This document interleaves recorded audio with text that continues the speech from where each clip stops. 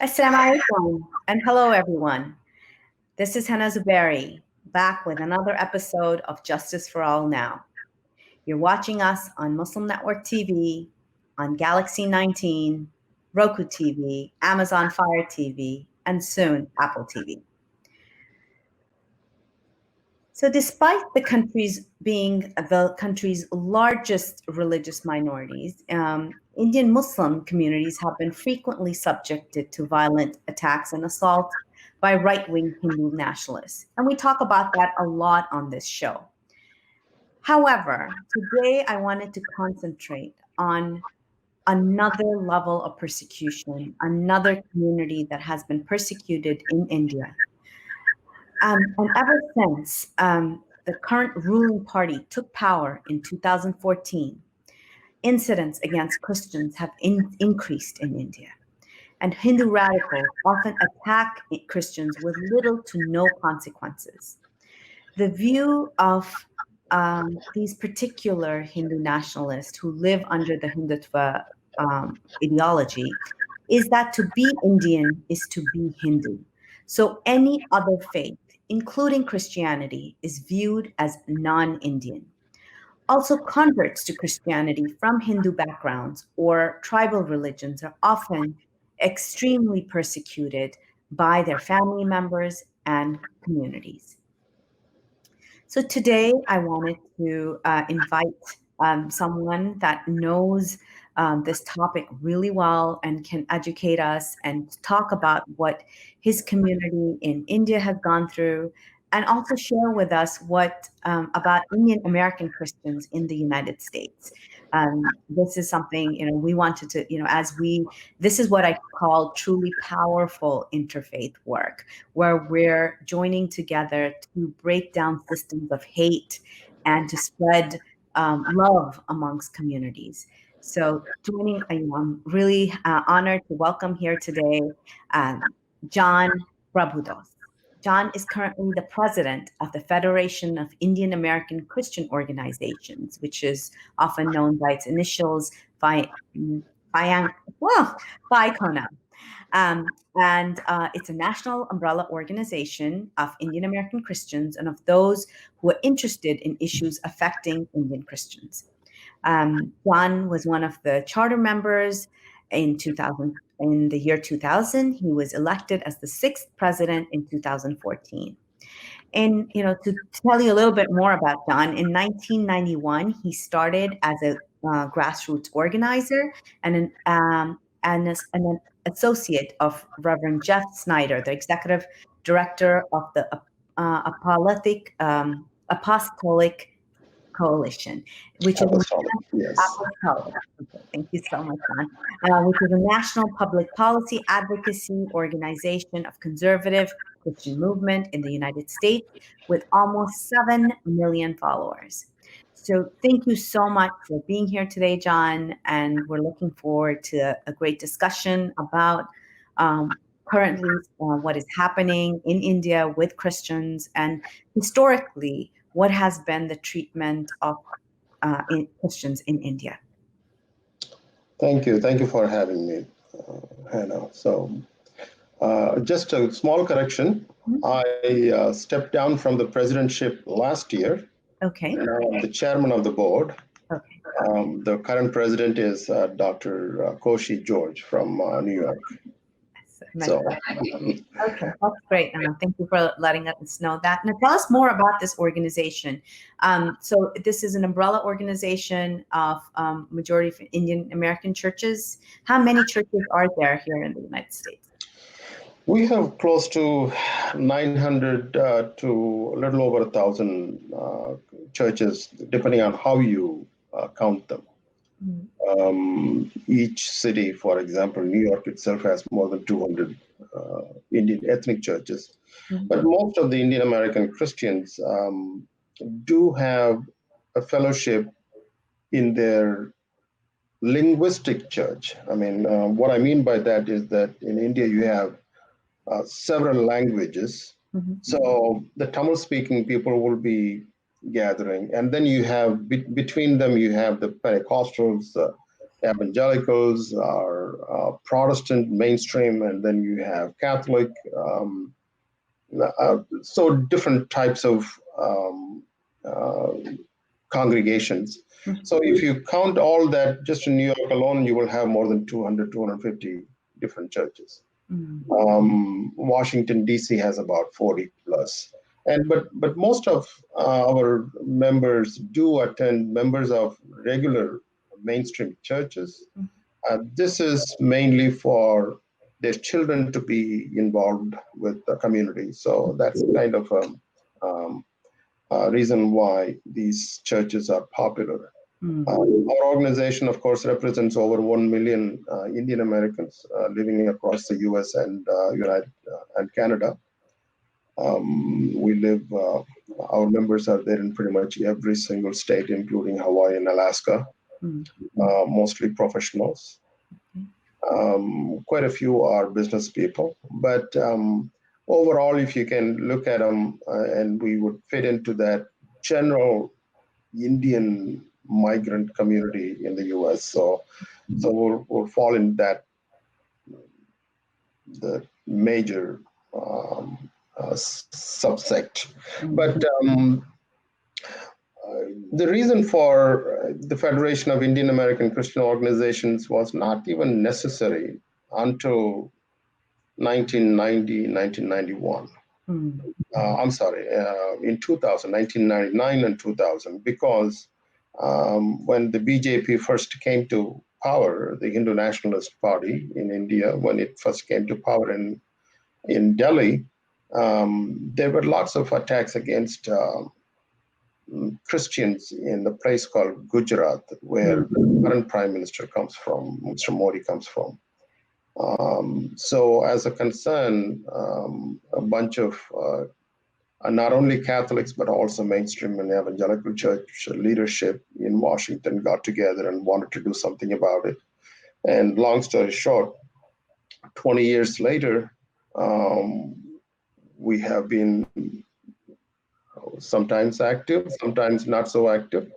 Not so active, the reason I say that is because for example, in Delhi, if we have a government that is committed to the pluralism and protecting the rights of the Christian and other religious minorities, then they do most of the work. We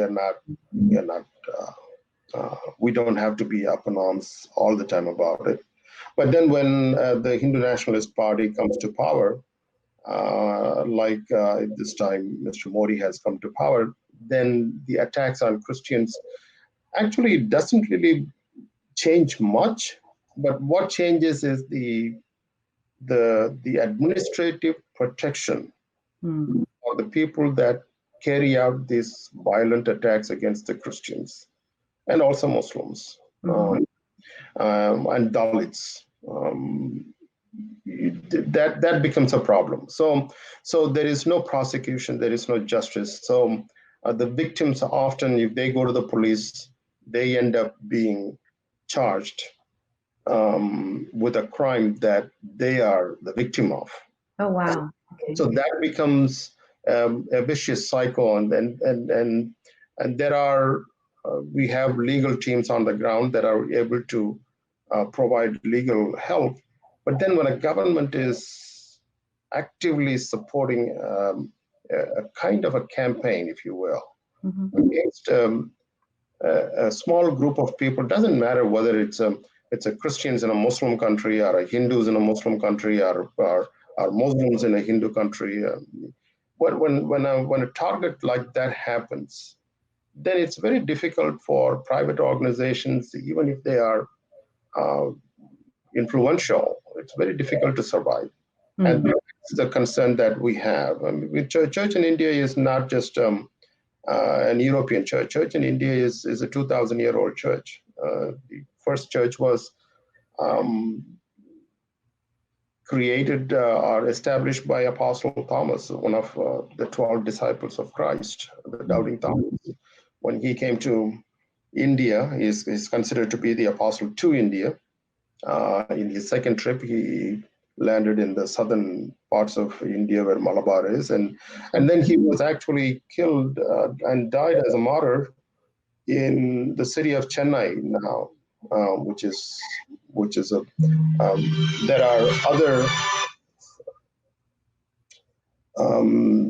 are other places in. I'm sorry, I had to turn that off. Did not pay attention to it. Let me turn it off so that we don't run into that issue again. So we do have a concern on that particular area. So whenever we could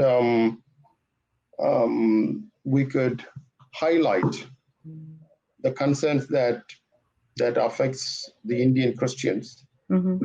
It also affects the Indian Muslims. There is a handful of Parsis, a few Jewish people, Jewish people who have chosen to stay back in India instead of going to Israel. Mm-hmm. And you have 300 million Dalit who are not considered technically Hindu. Exactly. So all that thing plays in, and that is the struggle now, and to get Washington and the Western countries to understand the complexity in the problem is, to say the least, is challenging. And what we've seen is like a lot of times state officials are often thinking of India under perhaps Congress rule, or perhaps they aren't really realizing the extent of where these feelers go out, like this ideology, how broadly it has spread in the country. I mean, a lot of people who regularly used to go to India come back saying, we don't recognize it anymore. This is not the place that we grew up in. This is not the place that we were raised in, or went to college, university in. And that's a theme that I keep hearing. Do you relate to that theme, or do you think that the persecution has always been there? No, their feeling is absolutely justifiable. The reason I'm saying that is, see, I come from the southern parts of the subcontinent. Mm-hmm. But it's very different from what happened in the northern parts of the subcontinent. As early as, if you want to go historically, 13th and 14th centuries, when the armies of, what's his name, the Muslim armies, basically coming from Afghanistan and across the Hindu Kush mountains, when they were coming in, the people today feel that it just happened a generation ago. I mean, the feelings are very live, and it is being fed all the time by political leaders as something that needs to be corrected. And so there is a good number of people who are feeling so. And as a matter of fact, you mentioned the Congress Party. The Congress Party also has people who are loyal to that kind of an ideology. But Gandhi, during the independence movement, was very certain about what kind of a state that he wanted to establish, and his struggle was to create an inclusive. Because when he traveled across the country, I mean, he comes from South Africa. I mean, if you know the story, if he comes from South Africa, he was in South Africa for a long time. After finishing his barrister training in UK, he goes to South Africa, and from there he has this experience on the train overnight, and then he changes his life, his outlook. Then he comes to India. He lands in Bombay, and people are asking him to be the leader of the independence movement. And then he said, well, I don't know these people. So he takes a train ride across the country and sees that it is not one country. It is a combination of, it's a convolution of different countries and kingdoms and principalities something like a European Union. Mm-hmm. And so he understands that a Hindi-speaking Hindu Brahmin ideology is not going to work. Mm. They're only about 4 or 5%, maybe maximum 10% in some areas. But then there is large sections of the people who do not speak in the same language. There are 300, 400 different dialects and languages. Officially, right now, you have more than 20 different languages. So, with all that confusion, he says India can only be a united country if it adopts to be a liberal democracy. Mm. Without that, India cannot be cohesive, cannot because it's a nation of nations. Oh. And that ideology, but the idea that the RSS and the BJP, the Hindu nationalists have is a different idea. They say that the one factor that unites the whole subcontinent is the faith, Mm. the Hindu faith or the Brahminic religion, because that has become the dominant faith during a certain period in the history. So they believe that the only thing that could bring this all together would be a faith, okay? A faith identity. And they believe in it. I mean, they honestly believe in it. Mm-hmm. And so it is a struggle between two different ideologies. And that's how, a lot of and in 1947, when India became an independent country, unfortunately, Muhammad Ali Jinnah wanted to have a separate country. He thought that one day the Hindus are going to take over, and that religiously the Muslims will be subjected to unequal treatment. Was his concern. So he asked for a separate country, and that becomes a major grievance for the Hindu nationalists, because for them the cradle of their civilization is the Sindh Valley, and the Sindh Valley had to go with Pakistan.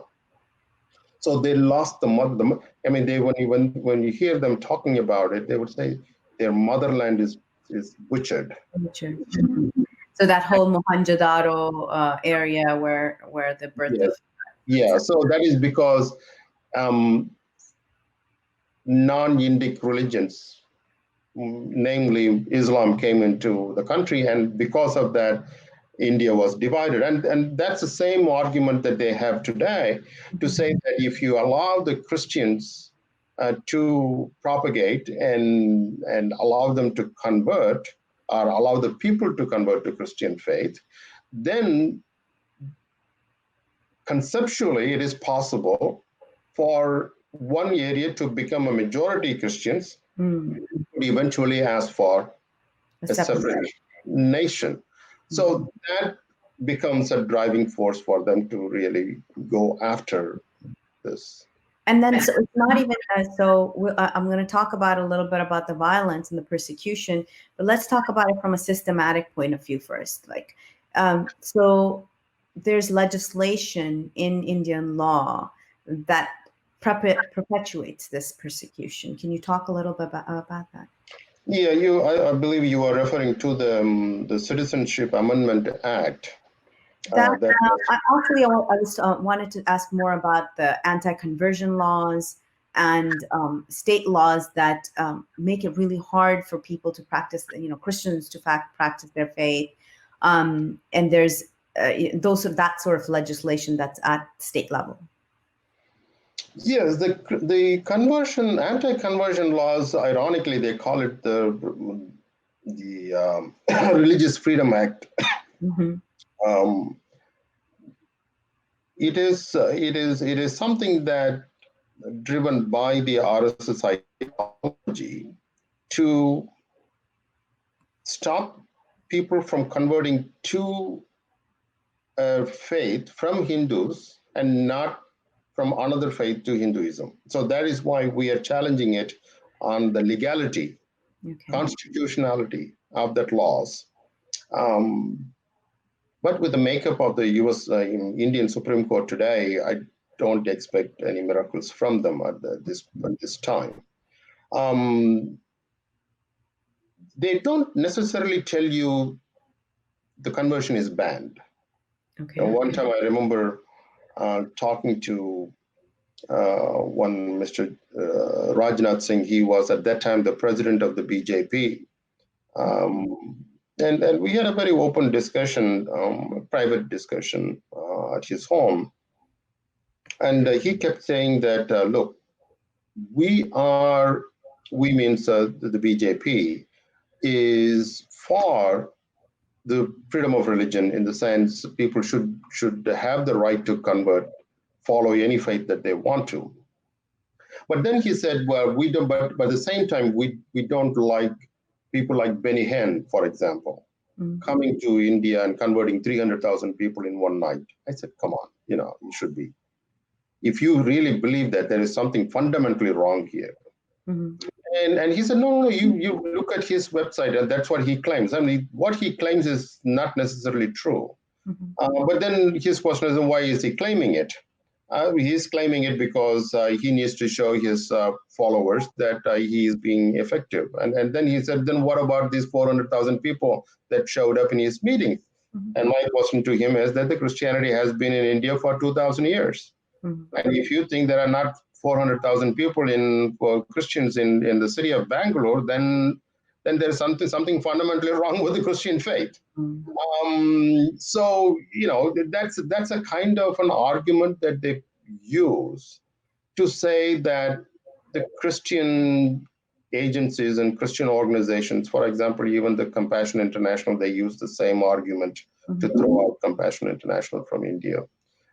Their argument is that you're using financial assistance to seek vulnerable people and make them feel obligated to come to the church. Make them feel obligated to attend a Christian event. So that's a soft pressure on them. It's an argument that they have. I thought about it. But this is very normal. Like when you go to the subcontinent, there are many hospitals that have been created by Christians. There are a lot of schools. The Catholic school system in the subcontinent is really well known. So this isn't something new. So why the push to? So what is the sudden push against evangelicals in India? It's the sudden push. See, for example, in the north. You have to create an enemy to galvanize the support among the majority people. And because it's not the love that unites people, it's the hate that unites people.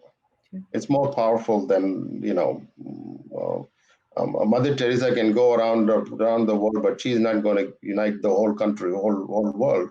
But somebody who can speak hateful message against any particular group could galvanize the support from the other population. So for them in the north, it is obviously the Muslim people, because the northern Hindu population feels that they have been wronged by the Muslims for several generations. That's why when Narendra Modi took office first time, he said, for the first time in 800 years, India is finally free. He made a statement, very profound statement to make. That means that he did not believe that his predecessor, Mr. Vajpayee, from his own party, when he was the prime minister, India was not free. So, but he can convince the people. I mean, he's very good in communicating. But in the south, you don't have that problem. In the southern parts of the country, especially Tamil Nadu, Kerala, Andhra, Karnataka, in these areas, we didn't have the negative impact of the partition as late as 1947. But in the south, if you go to Kerala, only if you ask a person's name, you will see whether they are a Muslim or a Christian or a Hindu. Otherwise, there will be neighbors. In Tamil Nadu, if you go, there is a level of affinity between the communities that you don't see actually in the North. And so in the South, for you to create a wedge between the Hindus and the other is not the Muslims, but you can use the conversion as an issue. So that becomes a tool to, but it is, so far it has failed, luckily.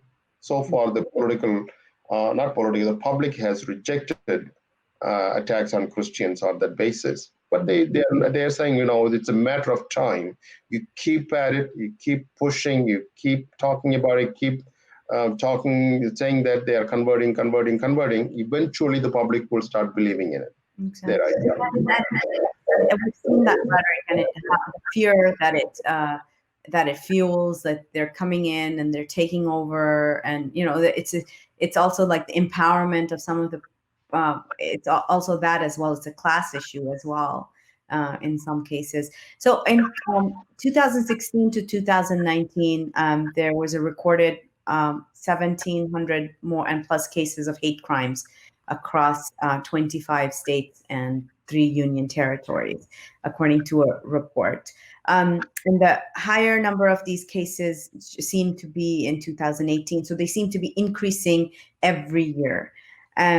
So supporting your point that as you keep pushing this rhetoric, then the hate crimes will keep increasing. What are the nature of most of these crimes? Do you guys monitor that at your organization? And what sort of things are you seeing? The attacks on Christians have definitely increased. That's because the administrative support that they call it Shaka, the grassroots level RSS unit at the village level, are getting more and more empowered. They are getting administrative support. They are getting police support. They are able to go and convince the magistrates about their positions, which was not case until very recently, you can say, in most cases. So that is definitely fueling. And then also you have a money power. And I'm told when the attacks were taking place, the last year and the year before, Tamil Nadu was the top state where a number of attacks against the Christians took place. And when we were analyzing it, why Tamil Nadu? It was not by the public. It was by the paid employees of they are volunteers, they call them, but the financial infusion was there, in the sense, if you can go on an attack, stop a worship at a church, or go and disturb a Christian school, for example, then you videotape it, give it to the RSS leadership, you get paid for it. So there was a financial backing, a very systematic financial program behind it. And that was, when that came to our attention, we talked about it with officials in Washington. But in Washington, we can do only so much. We are not going to be able to do policing or law enforcement, in another country. But we could have a dialogue going with that country. So that is one of the reasons why you see a spike in the attacks. Yes, we are monitoring these attacks because we have, on the ground, we have our partners, dozens of partners, if you will, in each state that keep these informations collected, tabulated, and share with everyone. And so in that sense, we are closely monitoring what's happening. Our concern is that if we don't do it, I argue this in Washington. I said, look, forget the Christians, forget even the Muslims, because if you look around the world, I mean, you look at Nigeria, you look at Hong Kong, you look at North Korea. I mean, places are going to hell in a handbasket. It's really Rising across the bad. world. I mean, Sudan or even Nigeria is really bad. I mean, the kind of stories that I hear from Nigeria is unbelievable. So there's only so much information people in Washington can handle. And then there's going to be a point when they are going to start saying, well, we feel sorry for you, we'll pray for you maximum.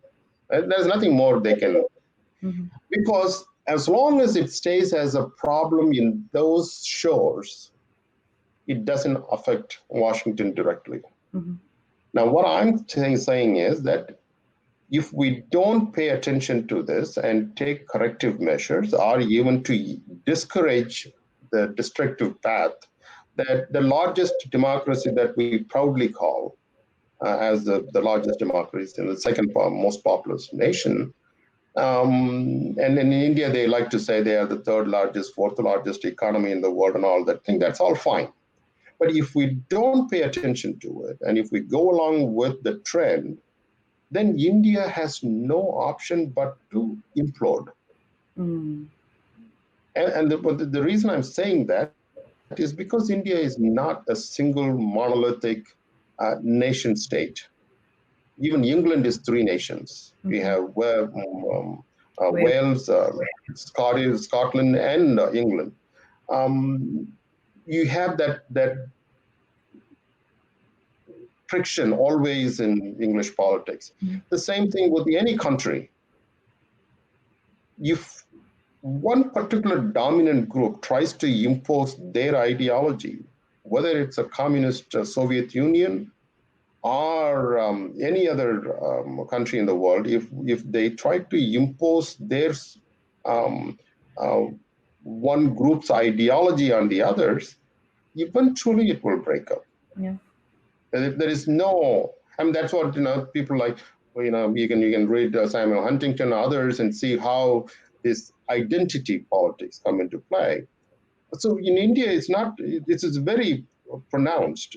As a matter of fact, if I, as a Tamil, if I go to my neighboring state, I cannot understand what they're talking about. Their food is different. Their culture is very different, except the Sanskrit words that they use to certain gods and goddesses. Everything else is different.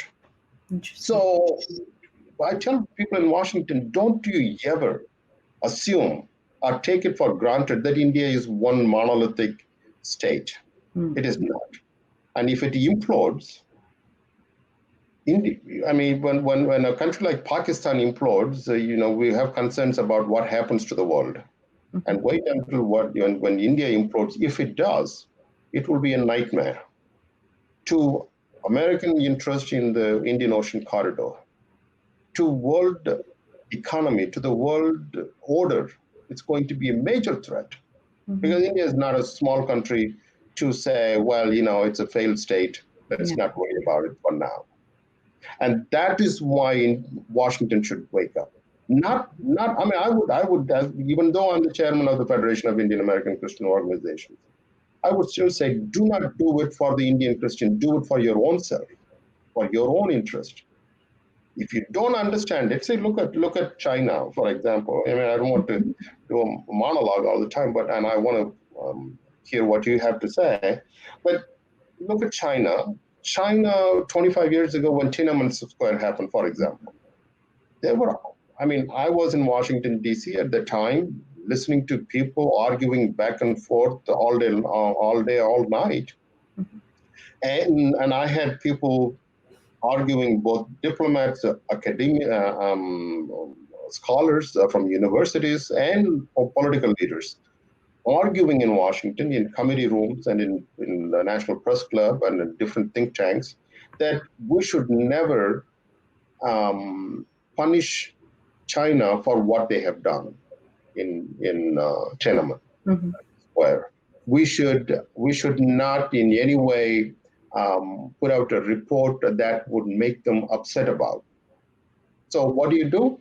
They said, if you do that, then you lose your leverage On the other hand, if you give them a trade benefit and if you give them technology that they're looking for, you will have a leverage to go and tell them friendly and say, look, please don't do this thing. You will have more. It makes a lot of sense. I mean, if you're looking at it and sitting sitting on the high chair and listening to somebody talking like it makes perfect sense. And that's the way Washington thinks. And that's what I'm saying. 25 years later, we are sitting here and thinking about China. Exactly. And say, well, geez, we could have done something 25 years ago. And that's what we don't want Mike Pompeo to leave, that legacy, that he was the Secretary of State that oversaw, the undoing of India happened under Mike Pompeo's, reign. And this is something else, like, let's talk a little bit about what, so you're also the chair of the newly formed International Religious Freedom Roundtable on India. On the India Working Group, co-chair of the India Working Group, we have Ajit Sahi and Raju Gopal as two different co-chairs, so we're three. That's great. So what is the work of the working group? And disclaimer, I sit on that working group too, so just letting our audience know that. But let's talk about some of the things that we want, as we're concerned about religious freedom everywhere in the world, but particularly India. What are some of the things that we are asking here as Americans, asking our State Department? Well, what we are asking in the particularly in this in the next 2-3 weeks, the working group India Working Group within the International Religious Freedom Roundtable in Washington has a certain goals to achieve. That is to say that the State Department has already released their report, the annual report on international religious freedom. The U.S. Commission on International Religious Freedom released their report earlier. And in that report, they have recommended that India be designated as a country of particular concern for the way in which it is going. It's the world community to stop and take stock of what's happening in India. That is one thing. But then the State Department came up with its report. Now, the Secretary of State has to make a determination within 90 days of releasing that report, whether or not India should be actually listed as a country of particular concern. In the past, the State Department has resisted, saying a lot of different reasons. One of them was that India is a democracy, unlike China. But all other arguments for not doing anything about the report is exactly the carbon copy of the arguments that was made 25 years ago in regards to China. There's nothing else. I mean, it's the same argument. It's a deja vu all over again. Now, if the State Department should say that India is, of course, a country of particular concern, but then it gives us the leverage to say, like yesterday, Mike Pompeo issued sanctions against 2 or 3 generals and Communist Party officials who are directly responsible for the strategy, the regime. This was Uyghurs. So that kind of possibilities becomes an option to target particular individuals who are extremely venomous. That would send because in India they say 1 out of every 6 households, 1 person from every 6 households, out of every 6 households is in the U.S. They live in the U.S. So it's an enormous impact. So imagine if the Secretary of State could say, well, such and such person who said such and such thing against Indian Christians or Indian Muslims or Indian Dalits, or who was involved in the tortured death of a Dalit, for example, will not be eligible to become are eligible to get a US visa to travel. Mm-hmm.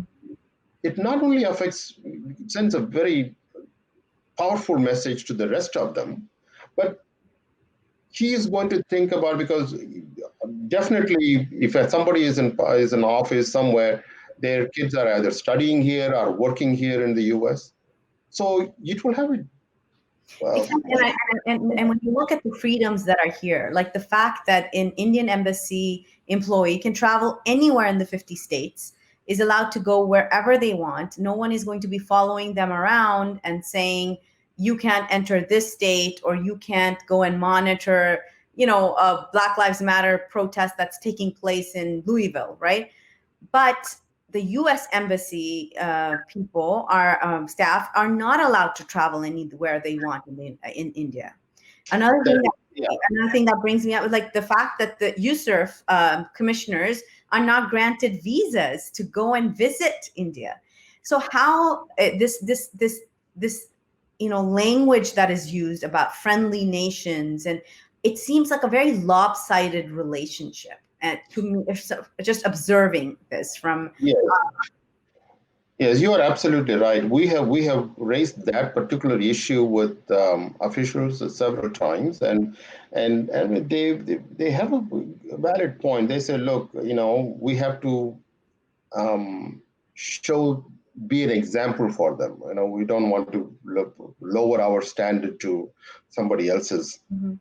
Then there will be no difference between. I mean, that's a very lofty ideal, very appreciable thing, but that's not the way it is working. I mean, what's happening is the U.S. is taken for granted, and there are people who think that the U.S. report, the putting out the report, doesn't matter because they have other influence. I mean, like for example, the foreign minister had the audacity.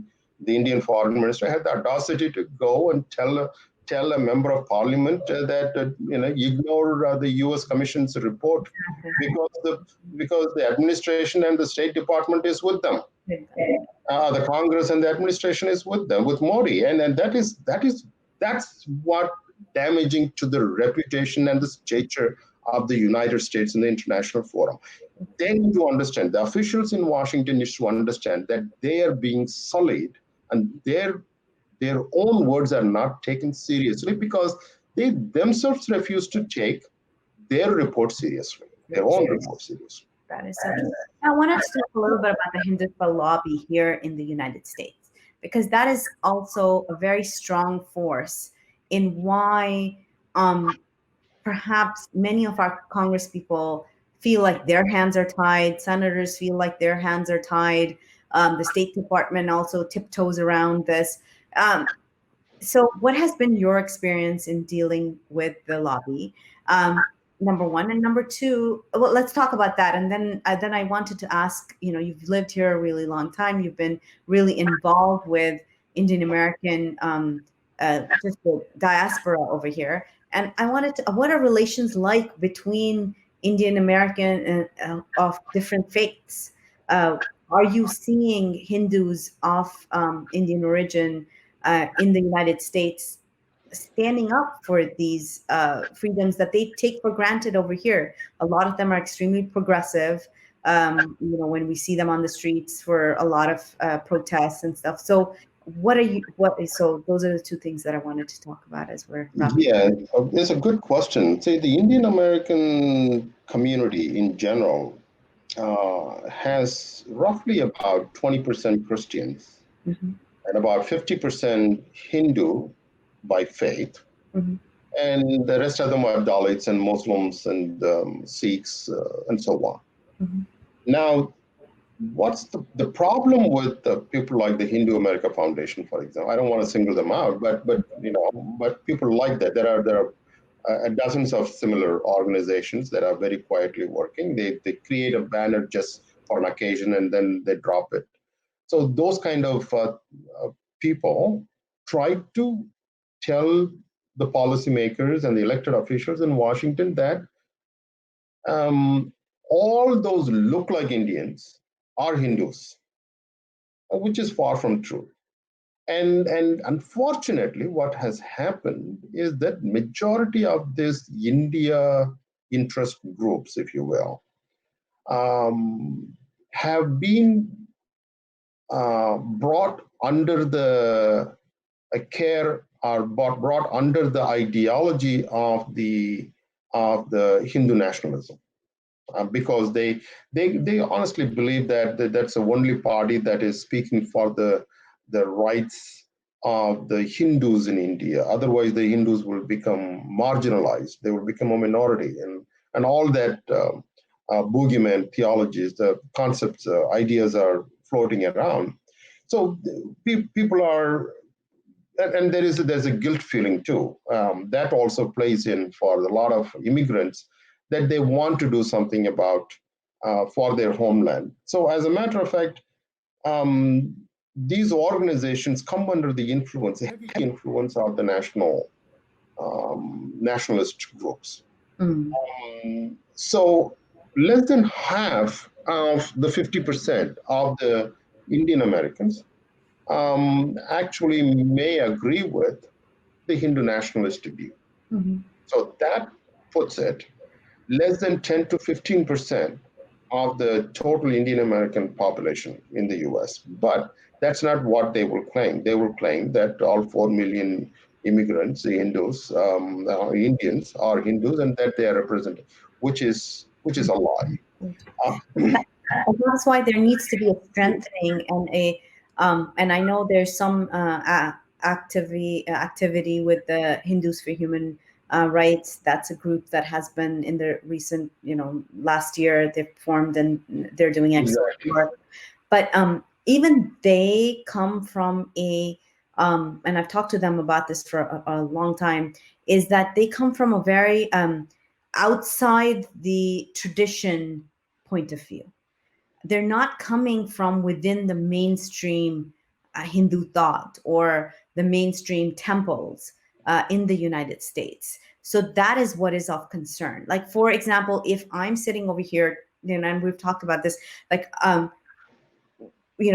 these, these are labels that are put on us, but to explain to a lot of audience, like when it comes from on the spectrum, someone like me will be on the conservative side. But yet I can still come and even in my conservatism in Islam, I can still come and be on the table with you because it's coming from within the faith. When you're going to come at the faith, like with Hindus for Human Rights too, they're coming from like, we need to change the faith and that sort of, and so that's trouble. They'll not be taken seriously by the people that they're trying to influence, by the people who are running the mosque, running the temples here in the United States or overseas. So, but I was talking to Sunita about this, and one of the things that they are looking at is talking to Orthodox priests, Hindu priests in India, to counter this narrative of hate.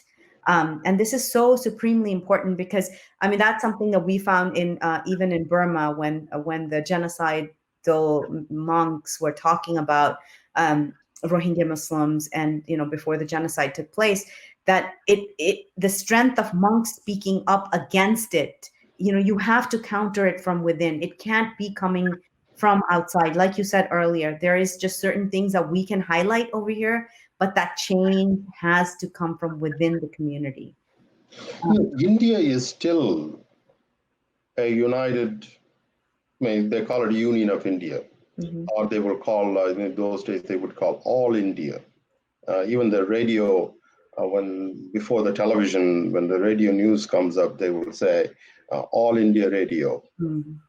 There is a reason why they call it an All India Radio, because there's no one India. And fortunately, the majority of the people still, of all faiths, still believe in moderation. And particularly, I know several Hindu high-ranking religious leaders who denounce the venom that's put out by the RSS's ideology of a Hindu state. They consider that as very anti-Hindu, very non-Hindu, or un-Hindu, if you will. But the problem is they don't get the limelight. They don't create. Um, they don't make news.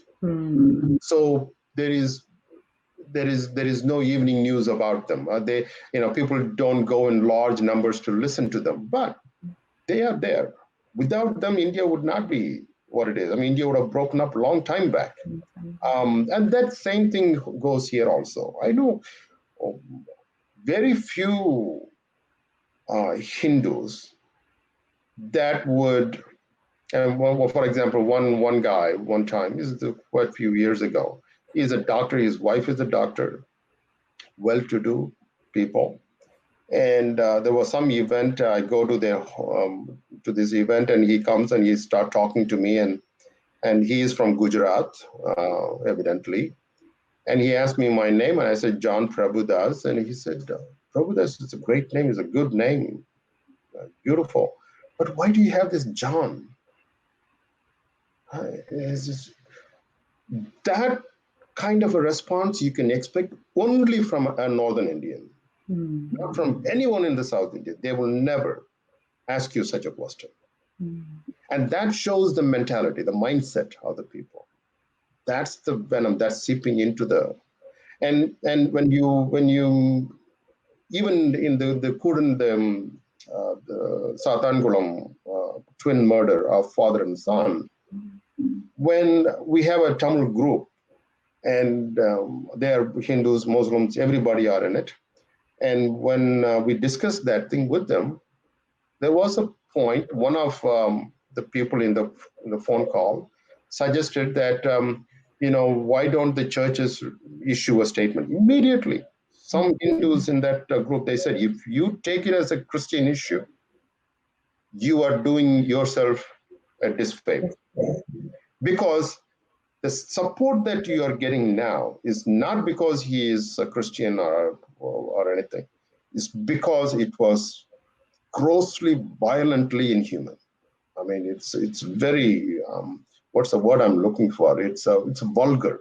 The amount of cruelty that that couple had gone through. So, and there's a lot of those people are here in the US. But you know what? They don't show up in the rallies. They don't show up in the meetings. They're the silent majority. The silent majority of the Hindus do not support the why, and that is what I tell the political parties here, both the Democratic and the Republican parties. Do not ever think that by supporting Modi that you are going to get the support of the majority of the Hindus in America. You will not. If at all anything, you are going to be shunned by them because you are supporting an ideology that 90% of the people do not agree with. But they are not the one that you hear in the public forum, in the public. That's what we need to do. And as we wrap up this hour, that's what perhaps we need to do, is we need to shine light and bring those voices up and uplift their voices, because that's the voice of sanity. That's the voice that will save India from, fascism, from imploding, from genocide. So thank you so much, John, for being with us today. And we, hope to continue working together and to stop this. And, so India becomes that safe place that we, I remember my summers, my dad would take us every other summer, and just wonderful memories. And so we want those memories back for everybody. So thank you so much for being here today. Salam alaikum to everybody. I hope you're watching us on Muslim Network TV on Galaxy 19 24/7. Salam alaikum.